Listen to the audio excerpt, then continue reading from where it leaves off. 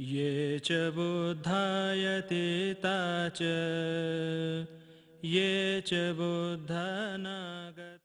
The gorge of the Vaghora river in the Sahyadri hills is an enchanted place.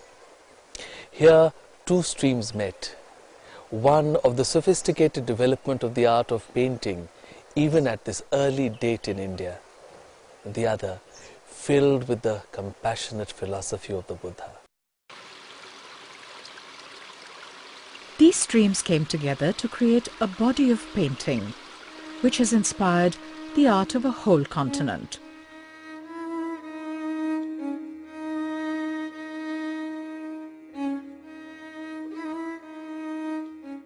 The 31 caves here were created in a magnificent endeavour, which was spread out over two phases.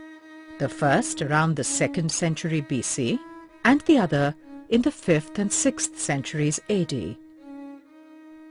In the 3rd century BC, the great Buddhist emperor Ashoka sent a religious emissary to Maharashtra. Perhaps taking inspiration from what Ashoka had attempted in the Barabar caves in Bihar, Buddhist monks began to create monasteries and prayer halls in the Sahyadri hills of western India. As many as 800 rock-cut caves were made in western India. Thus was created a great and enduring tribute to the Buddha and his path. Of all the inspired monuments created by Buddhist monks, the most eloquent was at Ajanta. Here, with hammer and chisel, with paint and brush, the followers of the Buddha created a great monument. Its inscriptions proclaim that it was meant to last forever. Here, in the Chaitya Cave 10, there is a sense of awe as one looks at these paintings. The paintings in this cave of the 2nd century BC are the oldest surviving paintings of the historical period in India. The headdresses, ornaments and clothes worn by the figures are very similar to those seen in sculptures of this time at Bharut and Sanchi.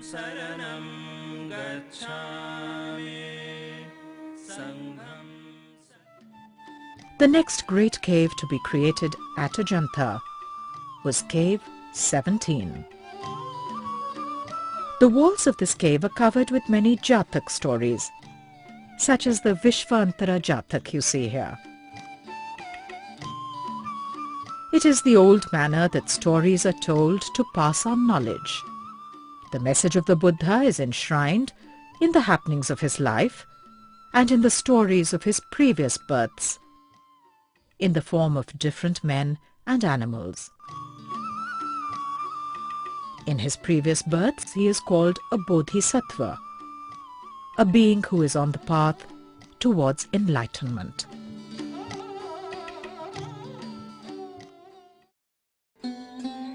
The Kapi Jatak. Lord Buddha is born as a Bodhisattva monkey. He had saved the life of a hunter who had fallen into a pit. Later, as the monkey sleeps, the man tries to kill him for he is hungry. The Bodhisattva monkey wakes up in time and is scolding the man for being so selfish as to want to kill the very creature who had saved his life. In Cave 1 is one of the masterpieces of Ajanta, the Padmapani, the bearer of the lotus. He brings to us the peace of the spirit.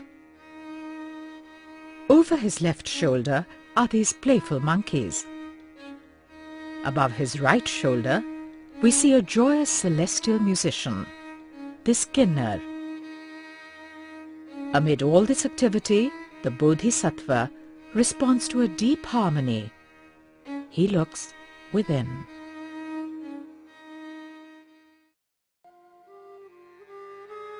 The inheritance of the tradition, which was received by the painters of Ajanta, has been documented as the Chitra Sutra of the Vishnu Dharmottara Puran. This was a verbal tradition which would have come over many centuries, passed on through guilds of painters, and from father to son. It was penned on paper by perhaps the 5th or 6th centuries AD, at the time of the second phase of the great paintings at Ajanta. This ancient treatise places a sophisticated grammar in the hands of the painter. Foreshortening, the rules of perspective, 3 different ways to carry out shading, and literally hundreds of details on how to paint are placed before the artist. He is given a framework of suggestions on how to depict different kinds of people. Grammar does not make style. So what these people are doing is that they are internalizing. I think a great many of them knew what the rules were all about, but had the ability and the freedom to go beyond them. The concern of the artist, however, was not to depict the photographic reality around. His philosophy told him that the material world around him was a veil. One had to lift that veil and look beyond. So we come across in his work nuances and the feel of the sense of the tangible world. Indeed, we see the beauty of form, the volume and weight, and yet always rising upwards toward something which is more and beyond.